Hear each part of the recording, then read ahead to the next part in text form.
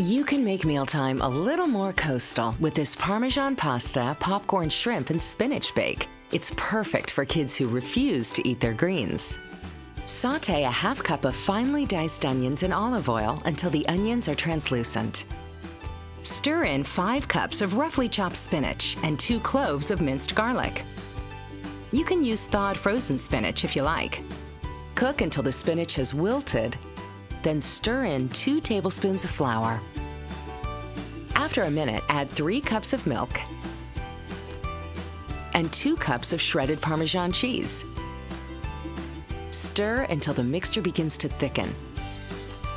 Add lemon zest and season to taste. Fold in a pound of cooked rotini or fusilli pasta and pour the mixture into a baking dish prepared with non-stick cooking spray. Put it in your 350-degree preheated oven to bake. Bake until the mixture is deliciously browned and bubbly, then set it aside to cool. Meanwhile, prepare an 18-ounce pack of C-Pack popcorn shrimp. The instructions are on the box, so I won't make you listen to me read them.